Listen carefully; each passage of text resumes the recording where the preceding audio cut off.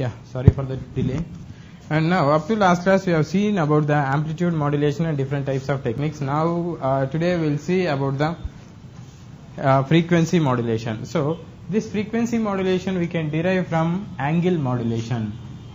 So, ANGLE. So, last class we have explained something about this, but due to some problem, technical problem, the class was cancelled. So, again I am going for this angle modulation. So, we can see that AC carrier waveform AC cos 2 pi FCT plus phi. Okay.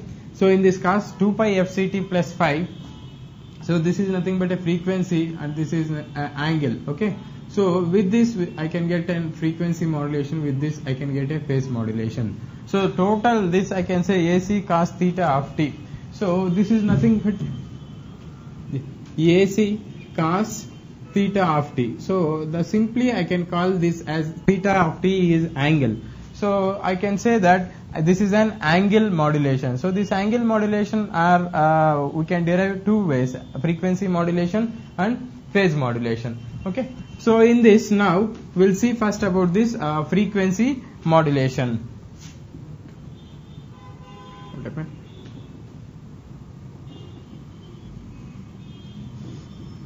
What is meant by a frequency modulation? So, the frequency of the carrier is varied according to the message signal. So, that is nothing but a frequency modulation. The frequency of the carrier waveform. The frequency of the carrier waveform is varied in accordance with the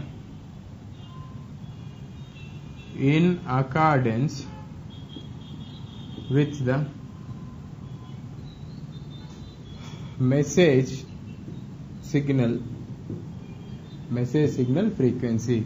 So, this is nothing but a frequency modulation. In this, one thing is important: the amplitude doesn't vary, it will never vary. So, amplitude is constant in this frequency modulation. So, here AM if you consider and FM you consider. So, AM before modulation, the amplitude of the carrier frequency is before modulation. Amplitude of the carrier frequency is AC, and after modulation it will get it AC into 1 plus Ka M of t. Okay, this is after modulation.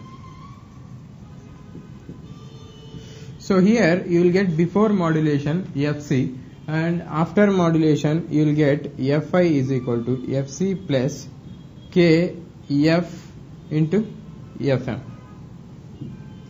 or I can say Kf into M of t. Now, as of now we will see about M of t only. Okay.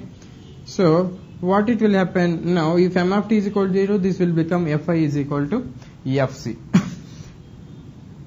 If M of t is equal to 0, Fi is equal to Fc. Okay. This is the thing. Now, next what we will get, it means Fc, Kf is nothing but frequency sensitivity factor. Like amplitude sensitivity factor Ka, this is Kf, frequency sensitivity. So, this I can say in hertz per volt. Okay, this is the units of this Kf, frequency hertz per volt. Okay, so now this Kf indicates what is the frequency change per 1 volt change. How much is the frequency is going to be changing for a 1 volt change. So, this is the basic thing of this Kf. And now, if you take one frequency modulator, this is message signal M of t, this I am getting Fi. So, you know Fi is equal to Fc plus Kf M of t. Okay. So, let us consider Kf is equal to 5 kilohertz per volt. Okay, 5 kilohertz per volt. Now, if M of t is equal to 0, what it will become? Fi is equal to Fc. If M of t is equal to 2 volts, what it will become?